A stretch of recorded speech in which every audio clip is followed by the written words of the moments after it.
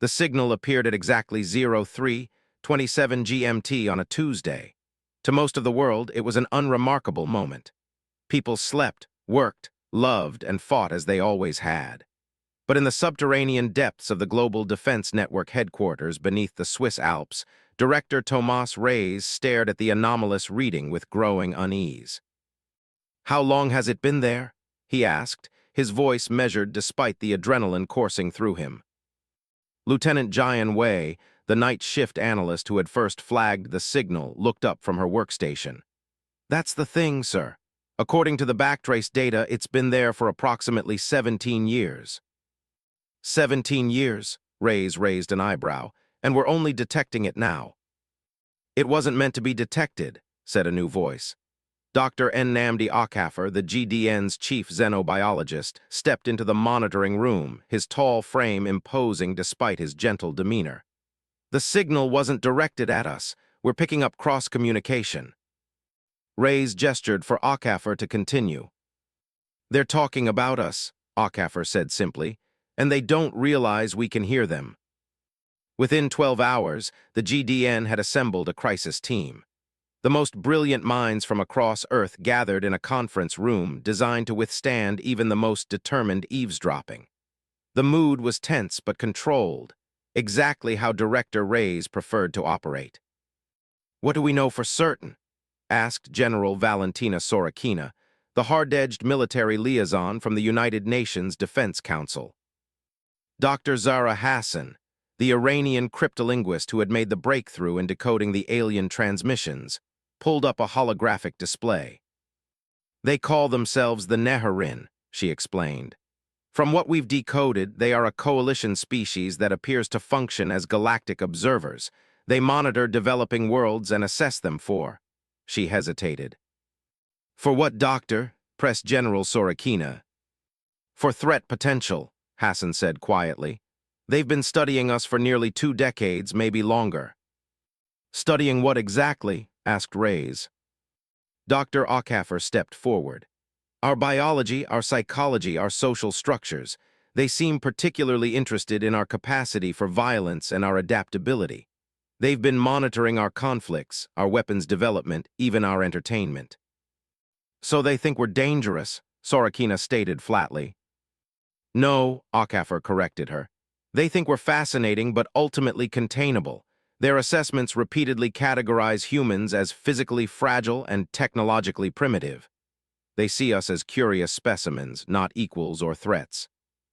A murmur ran through the room. For some, this was reassuring. For others, including Reyes, it was deeply troubling. "Show me their observation points," Reyes commanded. Hassan manipulated the holographic display, revealing a map of Earth dotted with pulsing points of light. Hundreds of them, concentrated around major population centers, military installations, and remote wilderness areas. "They've been watching us from orbit," Hassan explained. "But these points indicate where they've sent down what we believe are autonomous observation drones. Some have been in place for years. And we never detected them." Sorokina's voice carried an edge of professional embarrassment. "They're using technology we can barely comprehend," Okafor replied. "Their stealth capabilities are generations beyond our own. We only detected them now because they've recently increased their communication frequency. Something has changed in their assessment parameters." Reyes studied the map, his mind racing through implications. "Do we have any indication they plan to make contact or take hostile action?" "None so far," Hassan answered. "But there's something else you should see." She pulled up another display, a biological schematic of what appeared to be a human body, but with strange annotations in an alien script. "They've been studying our physical capabilities extensively, our endurance, strength, sensory abilities, and especially our neurological functions." "What's this section here?" Reyes pointed to a highlighted area of the brain. Dr. Hiroshi Takeda, the team's neurologist, leaned forward. "That appears to be their analysis of our adrenal response system and pain processing. Based on Dr. Hassan's translations, they seem confused by it." "Confused how?" asked Sorokina. They don't understand why humans can override pain signals or why adrenaline can temporarily give us capabilities beyond our normal physical limits, Take-Two explained. Apparently, the Neharin don't have these abilities. Their biology is more consistent. They don't have our extreme adaptive responses. Ray's frown deepened. So they're studying us like lab rats, but they don't actually understand what they're observing. Precisely, Ockhaffer confirmed. They're categorizing us based on their own biological framework, which appears fundamentally different from our own. They're making assumptions about our capabilities that are dangerously inaccurate. The implications hung heavy in the air. These aliens, these Neharin, had been watching humanity for years, collecting data, making judgments, all based on a fundamentally flawed understanding of what humans were truly capable of. What about our weapons systems? Sorakina asked. Surely they understand the destructive capability of nuclear weapons.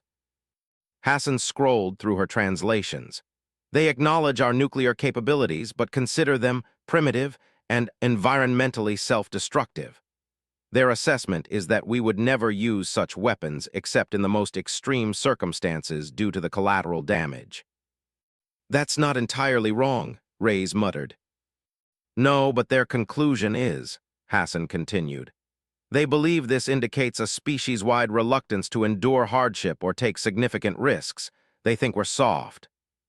A cold silence fell over the room. They have no idea what humans are capable of when threatened, Sorakina said finally, her voice unnervingly calm. Over the next 72 hours, the crisis team expanded its operations. Under the code name Silent Response, they began a careful countermeasure program, not to attack the Neharin observers, but to gather more information while revealing as little as possible about humanity's newfound awareness. In a secured lab beneath the Pacific Ocean, Dr. Ockhaffer and a team of specialists examined one of the Neharin observation drones they had managed to capture. A feat accomplished only through sheer luck when one malfunctioned in the upper atmosphere and crashed in the Australian outback.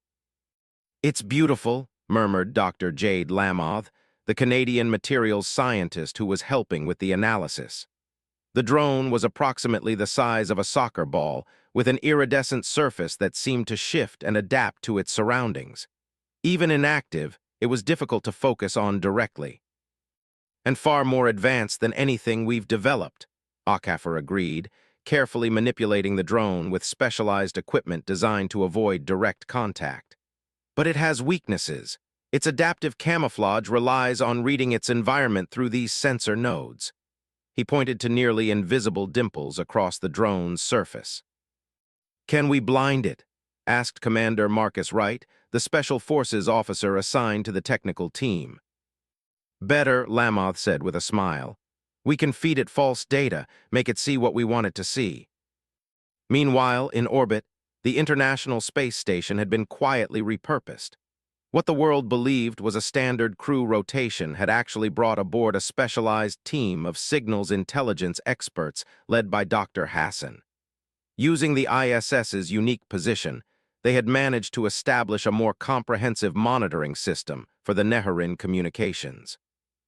"Director," Hassan reported via the quantum-encrypted link to Reyes, "we've managed to access a significant portion of their observational database. It's extensive." "What have you found?" Reyes asked, his face grim on the secure monitor. "They've categorized us, sir, assessed our potential for interstellar activity." Hassan's voice was tight with controlled anger. "They've designated Earth as a Level 3 non-intervention zone with a negligible threat assessment. They don't consider us worth direct contact for at least another century." Reyes processed this information. "So they're watching us, studying us, but they don't think we're worth talking to." "It's worse than that, sir," Hassan continued. "They've placed monitoring stations on Mars and within the asteroid belt. They're prepared to enact containment protocols if they detect any significant human expansion beyond lunar orbit. They would stop us from exploring our own solar system." Reyes felt a cold fury building behind his professional facade. "According to their guidelines, yes. They believe we're not psychologically prepared for encountering other species. Their assessment is that we would either react with crippling fear or destructive aggression. Based on what evidence? Our entertainment media primarily, Hassan said with bitter irony. They've been monitoring our broadcasts, our literature, our games. They believe our fiction reflects genuine psychological limitations. Reyes leaned back in his chair, thinking, they're judging us by our stories. Yes, sir, and completely missing the point of those stories. In the heart of GDN headquarters, Reyes convened an emergency meeting of Earth's most senior leaders.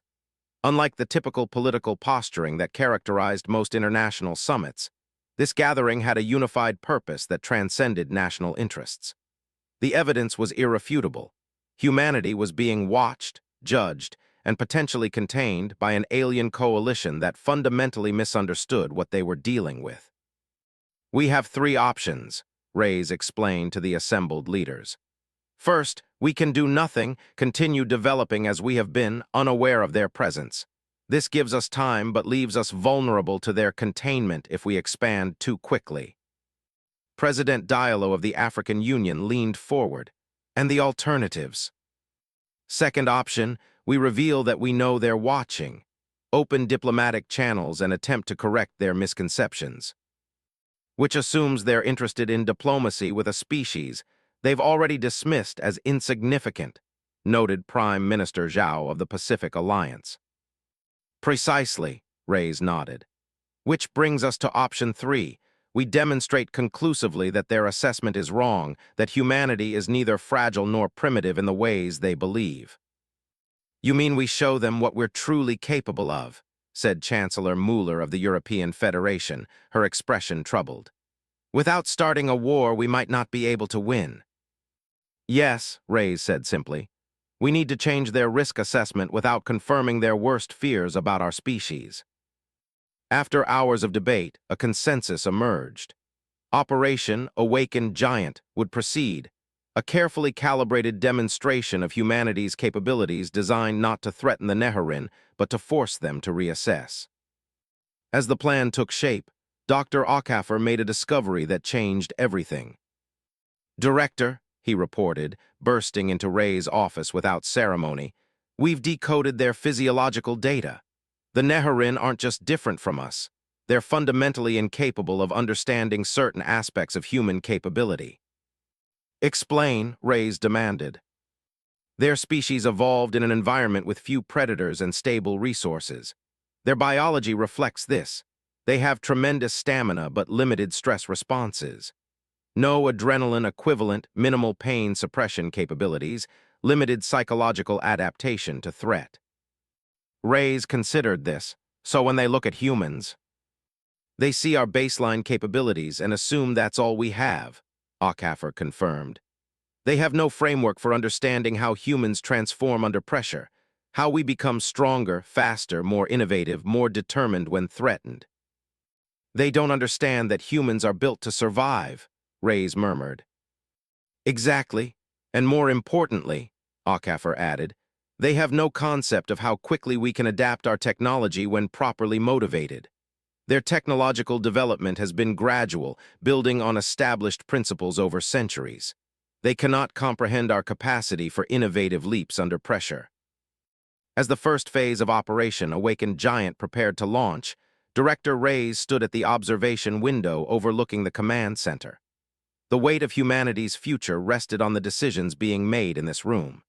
The Neharin had studied humans for years, cataloging their behaviors, their biology, their social structures, all without understanding the fundamental truth at humanity's core. Humans weren't just another species in the galaxy. They were survivors, adapters, innovators driven by a unique evolutionary history that had forged them in the crucible of Earth's harshest conditions. Begin the operation, Reyes commanded. The signal went out, a precisely calibrated message directed at the nearest Neharin monitoring station. Not a declaration of war, but a simple statement of awareness. We see you, we know you're watching, and you've misunderstood everything about us. In their orbital stations, in their hidden observation posts, across the solar system, the Neharin observers received the message with shock and confusion.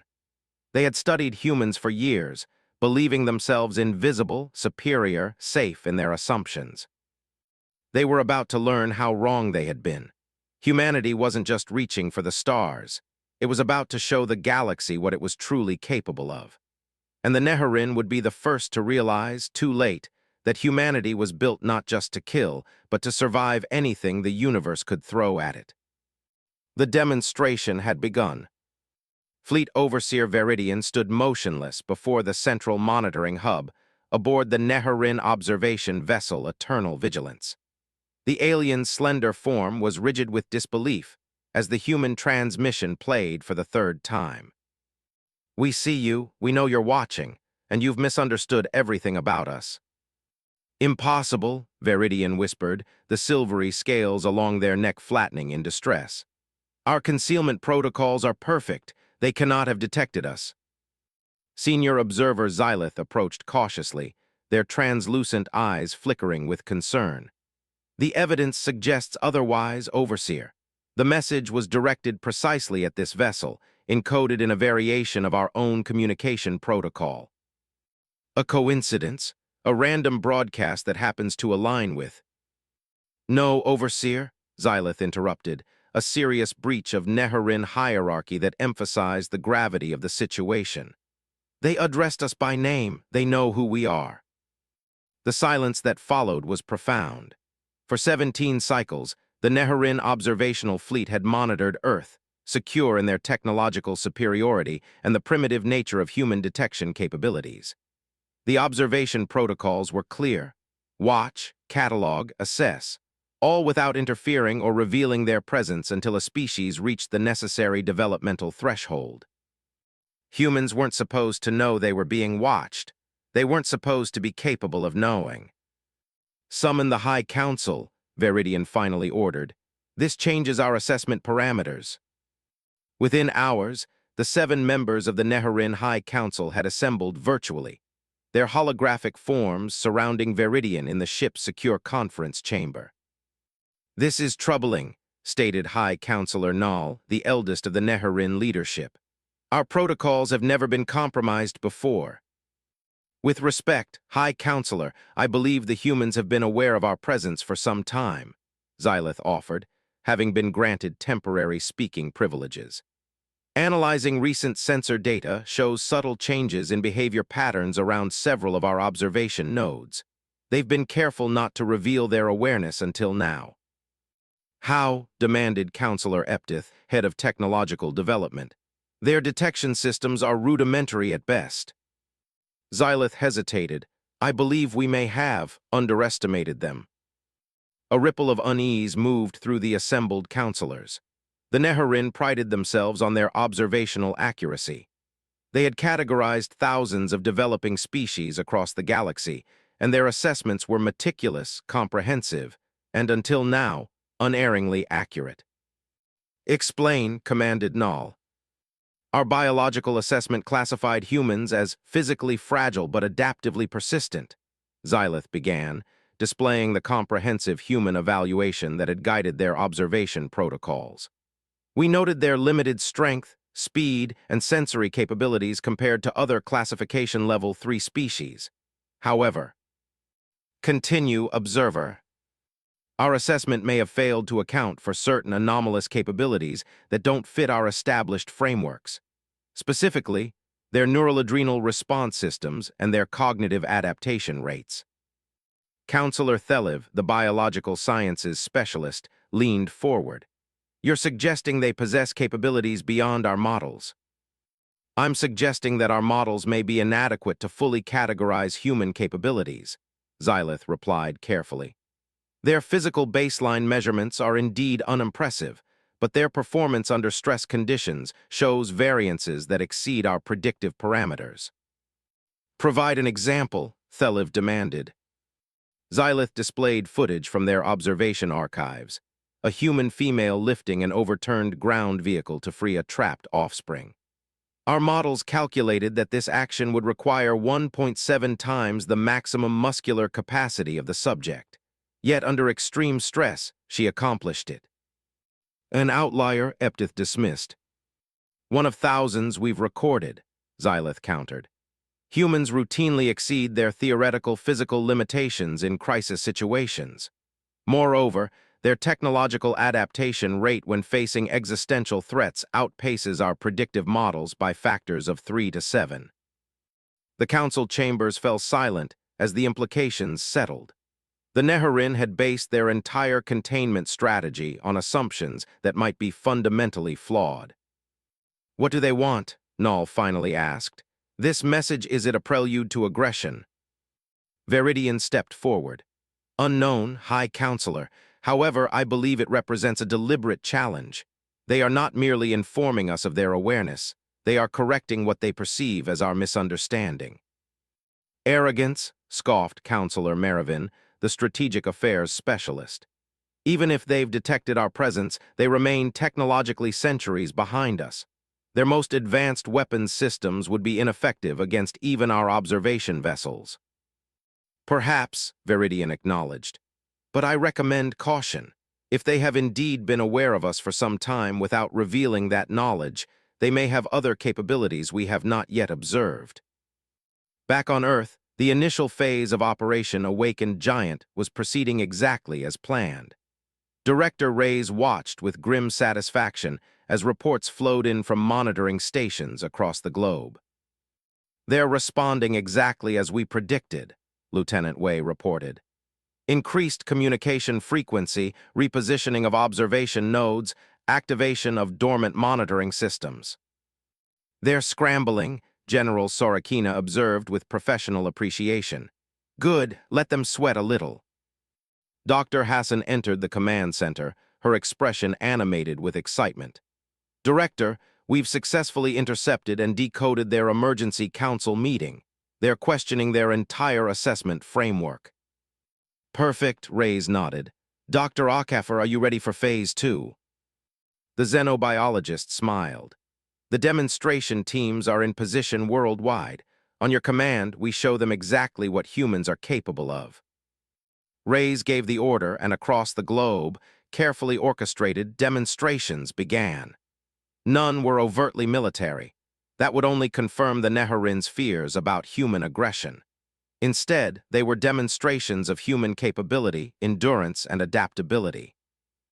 In the Siberian wilderness, a team of specialists who had been prepositioned near a Nehurin observation node began constructing an advanced research facility in conditions that the aliens had classified as uninhabitable by unaugmented humans. Working without powered exoskeletons or environmental shelters, they demonstrated human endurance in extreme conditions.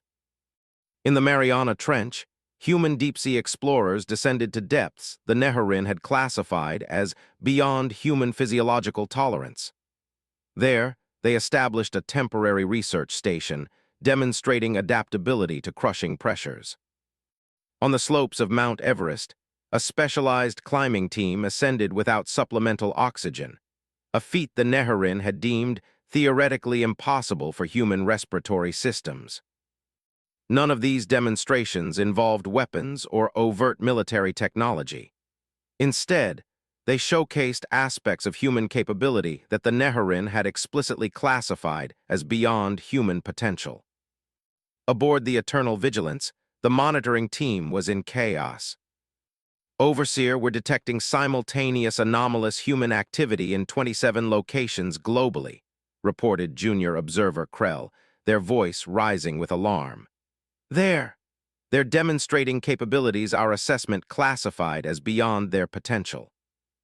Viridian studied the incoming data with growing concern. "They're not just showing us they can detect us, they're systematically disproving our entire capability assessment." "It's a coordinated message," Xylith realized. "They're telling us we're wrong about them." "But why?" Viridian questioned. "If they possess these capabilities, why reveal them now? Why not maintain the advantage of our ignorance?" Senior Tactical Analyst Marine, who had remained silent until now, spoke up. "Because they're not showing us everything. This is a controlled demonstration, revealing enough to force us to reassess, but not enough to show their true limitations." "Or their true intentions," Viridian added grimly. The demonstrations continued for 72 hours, each more impressive than the last. Humans operating in environments classified as lethal, performing tasks deemed beyond their technical capability, displaying endurance that defied Neharin biological models. Then, without warning, the demonstration ceased. All anomalous activity returned to normal patterns, as if humanity had decided the point had been made. "What now, Overseer?" asked Xylith as they studied the suddenly quiet monitoring screens. "Now we wait," Veridian replied. "They've delivered their message. They expect a response."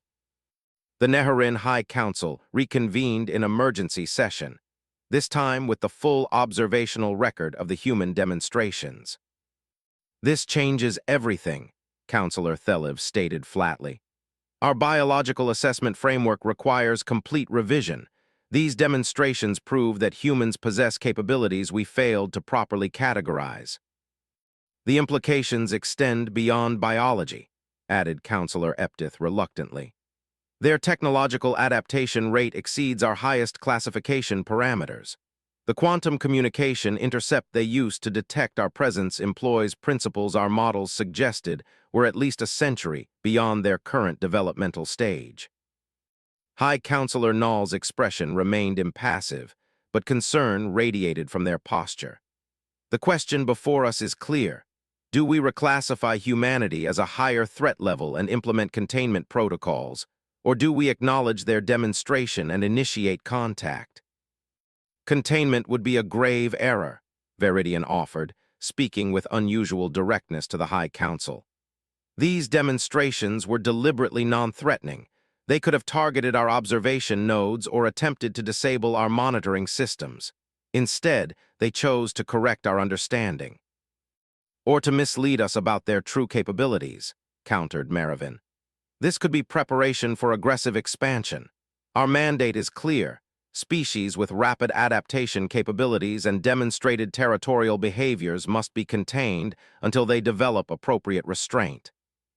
The debate continued for hours, with the council evenly divided. Finally, Null raised a hand for silence. "We will neither initiate contact nor implement containment at this time," the High Counselor decided. "Instead, we will adjust our observation protocols, increase monitoring density, enhance our stealth capabilities, and revise our assessment models. We must understand what we are truly dealing with before we decide how to proceed." On Earth, Director Reyes received the decoded transmission of the Neharin decision with mixed feelings. "They're not engaging, but they're not escalating either," he noted, addressing the core team of Operation Awakened Giant. "They're going to watch us more closely." "Which is exactly what we expected," Dr. Hassan pointed out. "They're a species that values observation above action. We've forced them to question their assumptions, but not enough to overcome their foundational caution." "So we proceed to Phase 3, asked General Sorakina. Reyes nodded grimly. "Yes, if they won't talk to us and they won't leave us alone, then we'll have to escalate the demonstration. Dr. Akaffer, is the prototype ready?" The xenobiologist's expression was solemn. "The drive system is operational, but untested at full capacity. We're pushing the boundaries of theoretical physics here." "That's the point," Reyes said firmly. "We need to show them something they believe is impossible for us, something that changes the fundamental equation of their assessment." "The Neharin have concluded that we're more capable than they thought," Dr. Lamoth observed, "but still not developed enough for direct contact. Phase 3 will force them to reconsider that position. Or provoke them into taking more direct action against us," General Sorakina pointed out. "We're deliberately challenging their authority now." "It's a calculated risk," Reyes acknowledged. "But if we do nothing, they'll continue to monitor us, potentially interfering with our development for centuries. Humanity deserves to take its place among the stars on our own terms, not according to some alien timetable." The decision made, preparations for Phase 3 accelerated. In a hidden facility beneath the Pacific Ocean, the most ambitious human engineering project in history neared completion. A prototype drive system that theoretically enabled faster-than-light travel, developed by reverse engineering principles gleaned from studying the captured Neharin drone. It was a technological leap that the Neharin assessment had classified as unachievable by human science for at least 300 years. It was also humanity's declaration of independence from any external constraints on their development. Meanwhile, aboard the Eternal Vigilance, Veridian made a troubling discovery. Reviewing historical observation data, the overseer noticed patterns that had been overlooked in previous analyses. Xylith examined these historical development curves, Veridian instructed, displaying human technological progression rates across various fields. Do you see it? The senior observer studied the data, their expression shifting from confusion to concern. The patterns are irregular. There are sudden accelerations in development that don't follow natural progression models. Exactly, Veridian confirmed. I believe humans have been adapting their technology based on observation of our presence for years.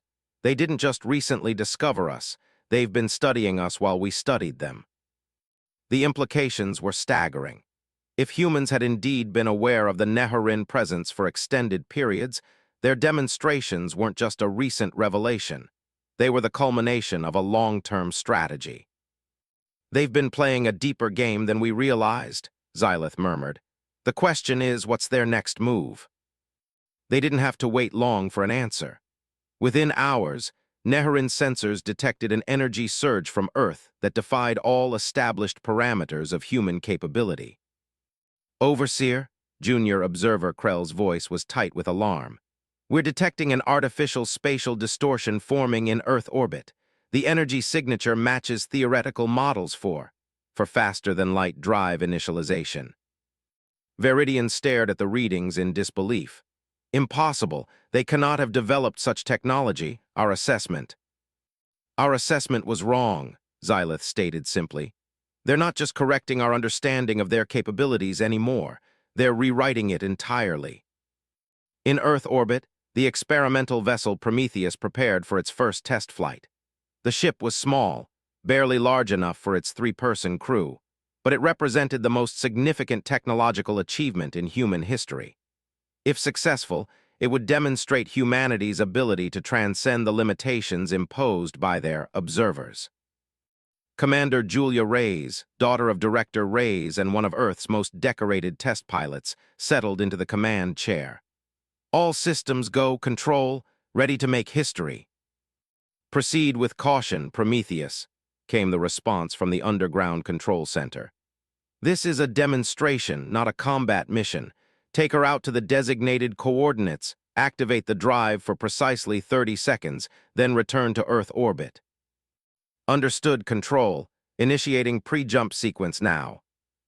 As the Prometheus prepared for its historic jump, Neharin observation vessels moved closer.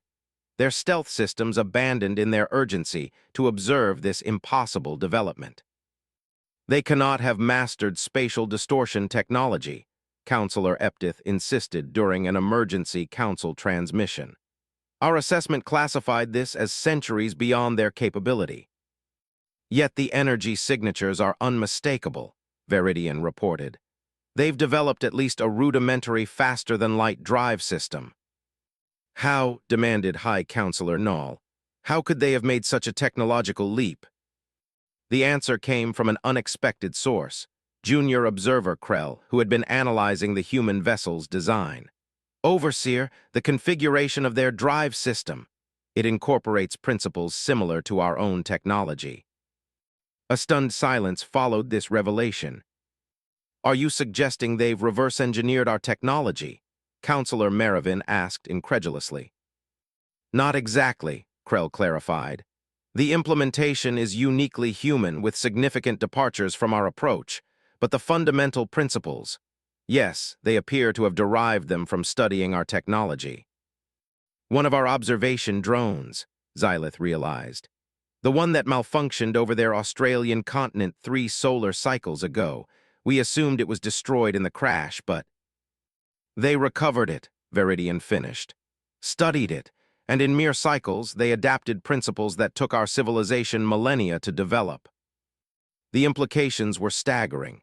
The Neharin had classified humans as technologically underdeveloped, but with concerning adaptation potential. Now they were demonstrating an adaptation rate that defied comprehension. Aboard the Prometheus, Commander Reyes completed the final checks. Drive at full charge, spatial coordinates locked, initiating jump in 3, 2, 1. The fabric of spacetime rippled, distorted, and the small human vessel vanished in a flash of light that should have been impossible for their level of technology. Across the Neharin observation fleet, alarms blared. The High Council watched in disbelief as the human vessel reappeared precisely at its designated coordinates, 5 light minutes from Earth, before returning to its original position via a second jump. The demonstration was brief, controlled, and unmistakable in its message. Your assessment of our limitations is fundamentally flawed. We are not bound by your expectations or your timetables. In the stunned silence that followed, High Counselor Nall made an unprecedented decision. "Prepare for direct contact," the ancient Neharin ordered. "We have gravely misunderstood this species, and that misunderstanding has become dangerous to both them and us." On Earth, Director Reyes received confirmation of the Prometheus test success with profound relief. His daughter and her crew had returned safely, and the message had been delivered with unmistakable clarity. "They're mobilizing their main fleet," Dr. Hassan reported, monitoring the decoded Neharin transmissions, "moving out of their hidden positions throughout the solar system." "Are they preparing for containment?" General Sorakina asked sharply, her hand moving instinctively toward the emergency protocols that would activate Earth's defensive systems. "No," Hassan replied, surprise evident in her voice.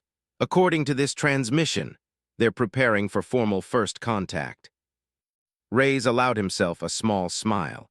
"Then our demonstration worked. They've realized we won't be contained or controlled." "But at what cost?" Dr. Akafor asked quietly. "We've just shown a vastly more advanced species that we can adapt their technology for our own purposes at an alarming rate. We've confirmed their worst fears about our adaptive capabilities." "No," Reyes countered. "We've confirmed that their worst fears were based on a fundamental misunderstanding. They thought humans were dangerous because of our capacity for violence. What we've shown them is that we're dangerous because of our capacity for growth." As the Neharin fleet prepared for humanity's first official contact with an alien species, both sides understood that a fundamental shift had occurred. The observers had made a critical mistake. They had studied humans as subjects, specimens to be cataloged and contained. They had failed to recognize that humans, throughout their evolutionary history, had been built not primarily to kill, but to overcome, to adapt, to transform challenges into opportunities, to see limitations as merely temporary obstacles. And now, as the Neharin approached Earth openly for the first time, they carried with them a new assessment of humanity. Not just another developing species to be monitored and potentially contained, but a force of nature that would reshape the galaxy, for better or worse, on its own terms. The observer's mistake had been rectified, but the true test of both species was just beginning.